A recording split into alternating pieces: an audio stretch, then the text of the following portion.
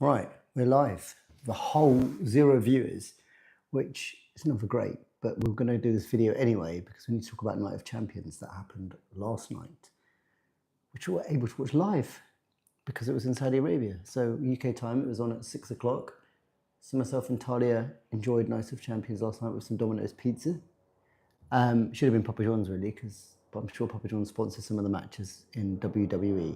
So I was going to record a video, edit it, do all of that, and I thought I may as well do live just in case we have a few viewers that join us, but no one has joined us yet. If someone does join us, please start commenting on this. But I thought it would be a good opportunity to talk about Night of Champions, which was, I thought, enjoyable. It wasn't amazing, but it was good. I really enjoyed the first match, really enjoyed the street fight, really enjoyed the main event.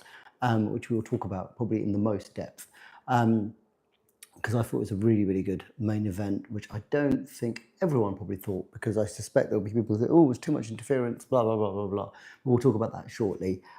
Firstly, we need to talk about the opening match, which was the King of the Ring final between Randy Orton and Cody Rhodes. And purely, probably from a wrestling point of view, this is probably the best match of the night, which is not surprising given it's Randy Orton and Cody Rhodes, and there is obviously a story around King of the Ring. There is a story around SummerSlam, but there's also a story around a history here between these guys and legacy, which I was impressed that their pre-video package, or not always impressed with WWE's pre-video packages, they talked about. So it was a King of the Ring match. I think the interesting part of this match was Randy Orton and the back injury, which I thought was great. As we know, he did lose a year and a half with back surgery.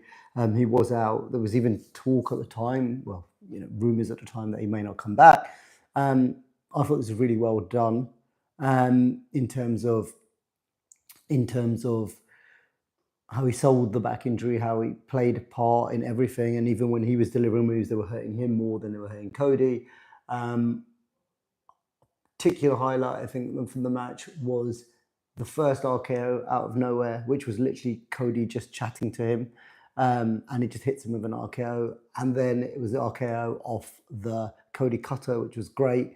But yeah, it was a great match. I think that ending was a bit, I don't know, for me, the ending was a bit, not anticlimactic, but after a really good match, maybe the ending didn't have as much thing. And we will talk about the Saudi crowd during this video and their levels of enthusiasm and what they added to the show as well. But I think Cody was the expected winner here, and I think it was the right winner. Randy Orton's had a title shot, obviously against John Cena just a few months ago. Cody Rhodes has not had a rematch title shot, anything like that. So a good match, a very good match between Cody and Thing, but the hints towards Orton using the punt kick takes too long, then he is going to use it. And then obviously he does bring in the chair, distracts the referee, uses turnbuckle. So there was definitely, what lengths is Randy Orton willing to go to? And if you go back to the most hated match ever, WrestleMania 41 main event between John Cena and Cody Rhodes, you'll remember that Cody Rhodes has a chance to cheat and chooses not to cheat, whereas John Cena chooses to cheat and wins and beats him for the title. So I do think there's a build-up and there's a storyline here of Cody, and we'll see how that goes with Cody Rhodes. And it's intriguing what may happen, and we'll talk about that as we get past the main event, or we'll talk to the main event, because Cody Rhodes is now challenging for his brand's title. His brand is SmackDown. The SmackDown title is the WWE Championship. So at the moment, it is Cody Rhodes versus John Cena. We'll talk about that soon.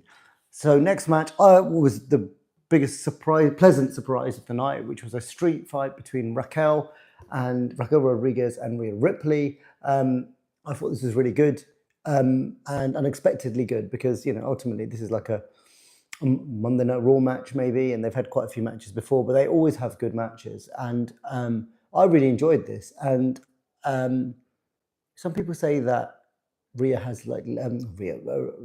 has limitations in the ring. This is her best match for a long while. I think she's played second fiddle to Liv quite a lot, so she's taken pins whenever the Judgment Day needs to lose. She's taken pins in general. She's been there as a battering ram for Liv, so maybe she hasn't looked as strong, but I thought she did really well. I actually wanted her to win.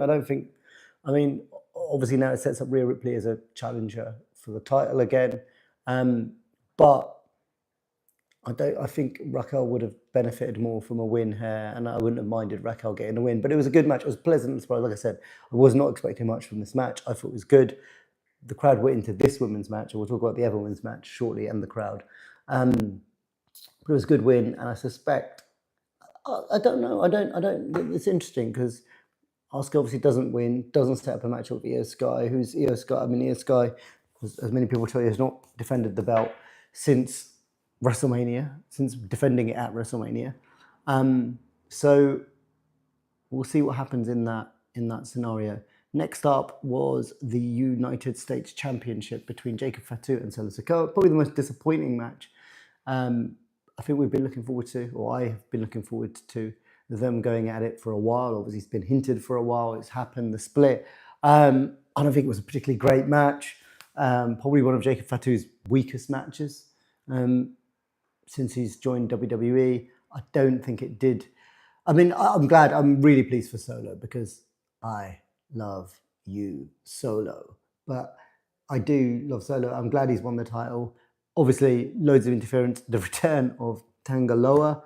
And let's be honest, the biggest surprise in all of Night of Champions was that Tanga Loa did not mess up his spot. This is the man who messed up giving a low blow at one of the events a few months ago, last year. So, yeah, Tanga Loa was there. And then the brother, I think his name is Hikolo, is his real name. But then I think I saw something already. They're calling him Tanga something, which I can't remember. So I think they're all going to be called Tangas. I mean, the best one's obviously yeah, who we have not seen but is still injured. So we've got Solo is now aligned with JC Mateo, who's not actually a family member, even though he looks like he should be a family member of the bloodline. Tanga Loa and Tanga Loa's brother. And I assume then when Tama Tonga comes back, he will also be aligned in this new third, fourth iteration of the bloodline. But most importantly, the biggest outcome from this obviously is that Solo Sikoa is currently now the United States champion. I'm just going to move. Well, we're just going to move let the cat out the door.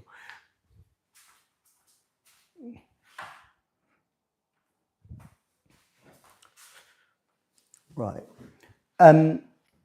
So that was it. United States champion. Yeah, like I said, probably whereas the Rhea versus Raquel was probably the pleasant surprise of the night. This was probably the disappointment of the night. They'll have obviously other matches. I suspect Jacob will get Jimmy to team up with him, and that will continue that feud. Next up was Sami Zayn versus Karrion Kross. As many people have said, loads of people really keen for Karrion Kross. I've got a few viewers now, so if anyone would like to ask any questions, make their comments, what you thought about Night of Champions. If you've missed the previous stuff, we're currently at Sami Zayn versus Karrion Kross. I thought this was a decent match. It was more than decent. It was a good match. It was a good match. Good to see Karrion Kross, as everyone is saying. Good to see Karrion Kross get some PLE time. He has taken what little opportunities that he's had and made the absolute most of it. So for those that moan about their favourites not getting the opportunities, not getting the push, Triple H doing this, Triple H doing that to them, look at Karrion Kross and look at what he's made of extremely little airtime to get to this place. I thought it was good. Doesn't really harm Karrion Kross, I don't think. And he can push putting Sami a little bit as well. But yeah, it was a good match. Sami Zayn wins with a haluva kick. Obviously, Sami hugely over in Saudi. That helps.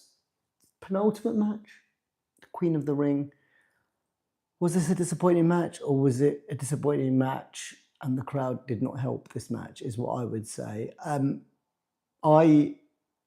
People are going to say, oh, Jade's not very good in the ring and Jade's not got thing. I think she's got better in the ring. Is she the best pure wrestler in the world? No, she's not. Is she better than most people give her credit for? I think so. Has she got better since she's joined WWE? Absolutely. I thought the crowd did not help this match at all.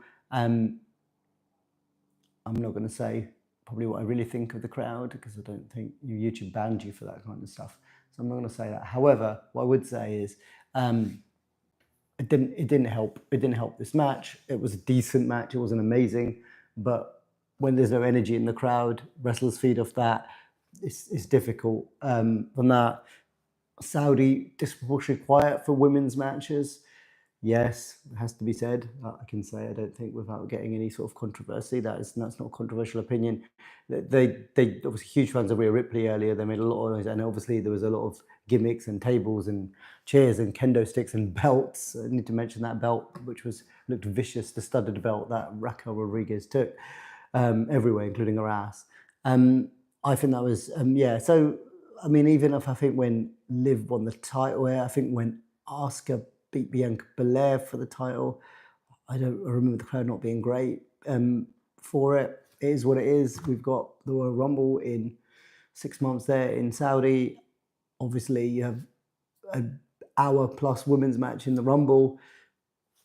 We'll get to that when it comes to it. I can't say it's I saw a lot of things saying, "Oh, Liv Morgan will return." What kind of pops Liv's going to get in Saudi? We'll see. But yeah, it was disappointing. I actually thought Asuka was going to win. I just thought it was a natural. Asuka was going to win, set up a match with Io Sky. We're going to get that at SummerSlam. That feels like a pretty big match for SummerSlam. Asuka versus Io, which we still might get, obviously.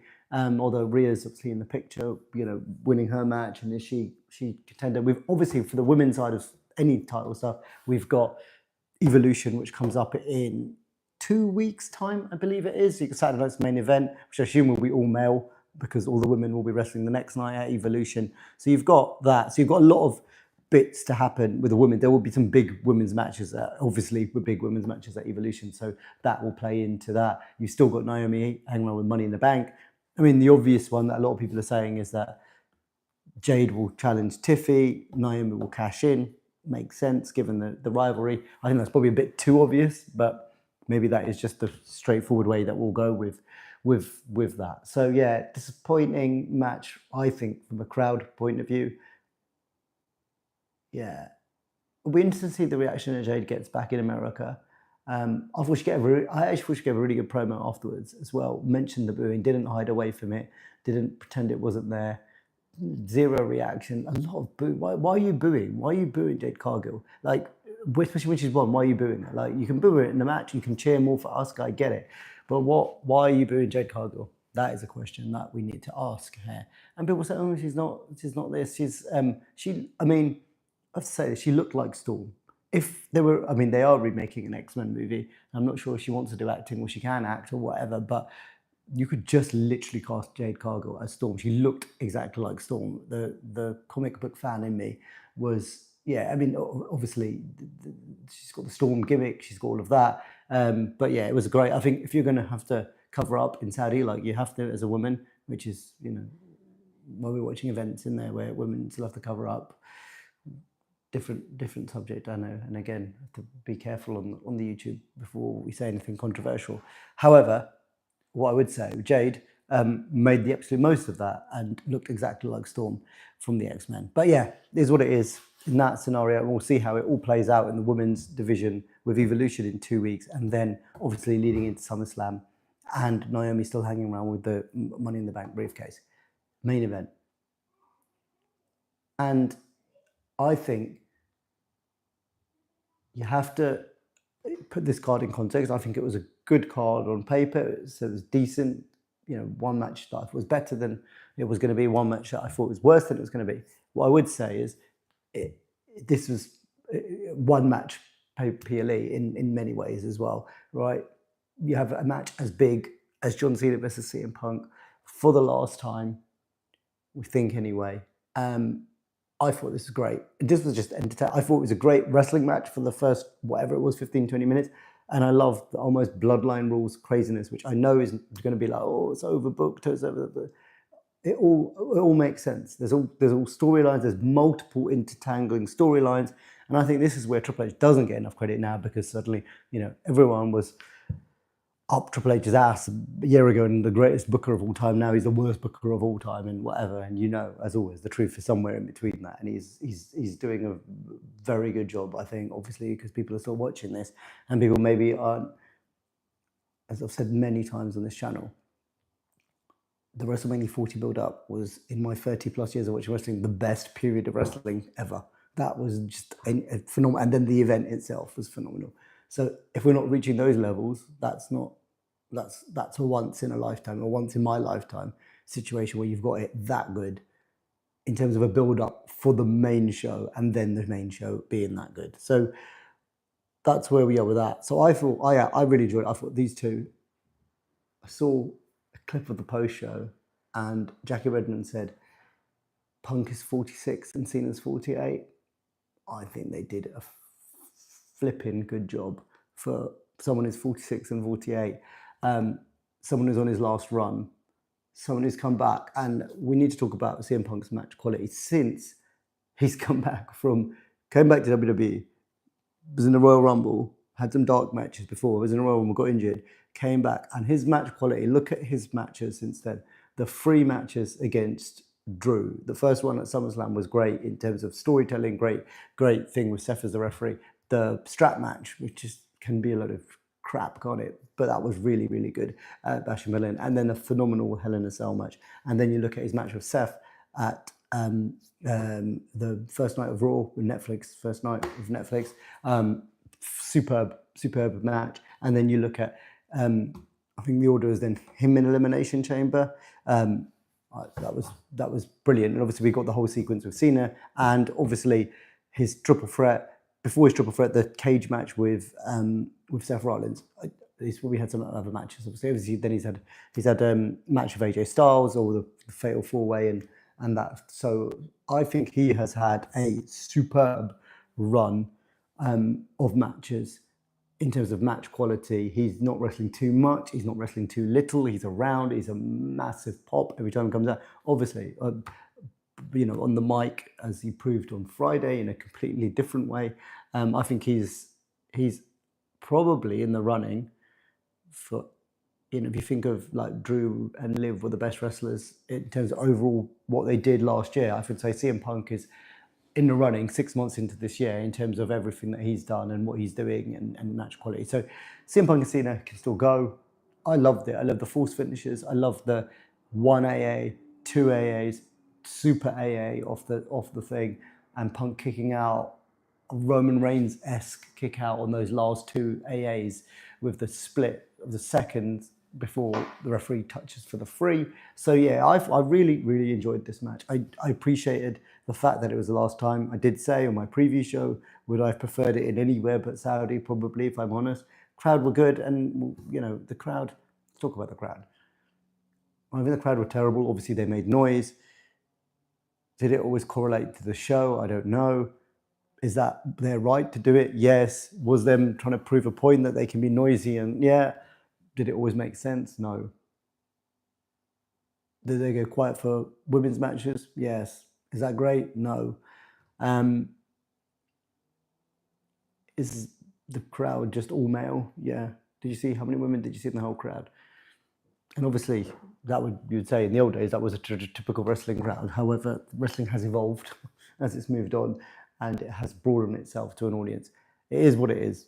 They're going to do Saudi shows. They're going to do 1 or 2 Saudi shows. We're going to get the Royal Rumble there, which means we're probably going to get WrestleMania there at some point. We're going to get more of these crown jewels and King and Queen of the Rings and Night of Champions and such like there. So we are going to get it. Do we accept it? That is it. That is it. It's in the Saudi. Right, back to the match. I thought it was good. I don't think it was overbooked. I don't think it was too much interference. I thought it all made sense. I really enjoyed it, from the ref bump, proper ref bump as well. It gets barged out the ring. Then you've got Seth and co. Seth Heyman, Bron Breakker, Bronson Reed come out. And they're starting to look like a real faction now, like a real, they get the reaction wherever you are in the world, the crowd. It's Seth and Heyman obviously elevate this. Bron Breakker probably at the next level, and Bronson Reed, he was doing great things before his injury. Got a great finisher, got a great look. I think he's going to be a star too, if he's not already. So you've got a really good dynamic there, and I think they're really forming, and they look like something now. And obviously, Bron are pretty devastating with their spears and their tsunamis and the damage that they can do. Seth comes down, sends them in. We get Penta. This is the funniest moment, not Tangela. The funniest moment, I think, of Night of Champions was when Penta's music came on and he still did his little Penta dance when he's supposed to be coming in and making the save, which was hilarious. It reminded me actually of the Tribal Chief when he used to have to come and save Jimmy and Jay. And we didn't get Roman Reigns would still take his time with his entrance. He would do obviously his slow ass music coming down, and he would still walk to the ring, even though his two cousins were getting beaten up. But it reminded me of that. So Penta comes in, and obviously Penta's feuding with them. We get Sami Zayn come in, and we get fights all around and all the time. And this is where what I really loved was the intertwining stories of, well, Seth and obviously Cena are heels, and so but that doesn't mean they can't fight. And Seth wants to screw CM Punk, but also wants to win the title. John Cena, remember, and this is it. This is the story. John Cena wants to be the last real champion. So his motivation for turning heel was to win by any means necessary. Did he sell out to Rock? Did he not sell out to Rock? Doesn't matter. Whatever. Are we ever going to see The Rock again? Maybe not. Maybe so. But The Rock will do anything. The Cena will do anything. He will use low blows.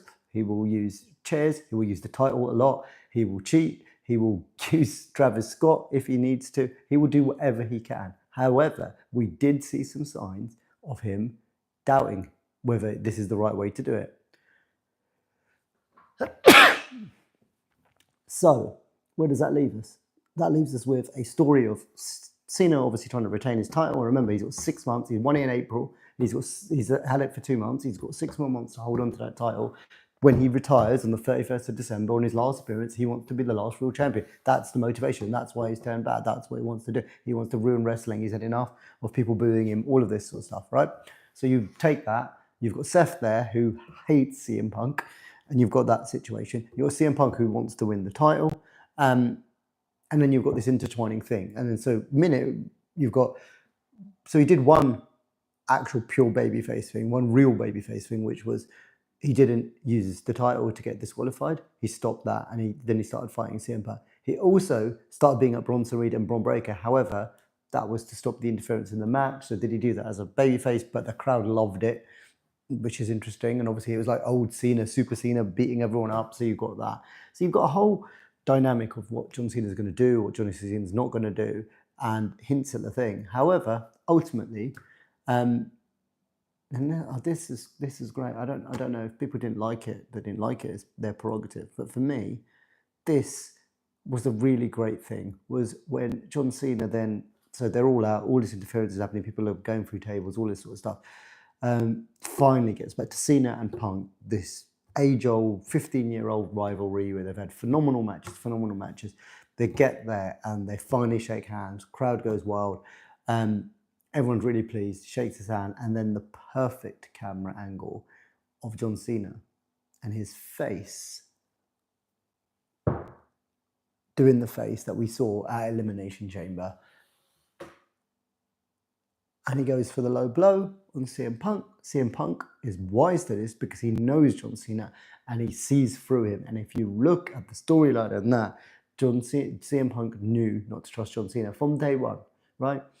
And catches the low blow, turns around, hits him with a GTS, I believe. Is probably going to win. Seth Rollins, referee still out. Both referees still out at this point. Seth Rollins comes in, hits him with the Money in the Bank briefcase, stomps his head in, probably about to call for the ref to cash in the money back. John Cena throws him out. John Cena gets the win by any means necessary and walks off into the sunset. So while we saw some hints of that, I'm glad that we got the actual, he is still a heel because he won like he won. He went for the low blow and he had that look, which we saw the famous look from one of the most famous angles in the history of wrestling. So that's where we are. That's where we are. We have now, looks like we've got Cody Rhodes versus John Cena in one of the main events of SummerSlam. Remember, SummerSlam's 2 nights in New York this year.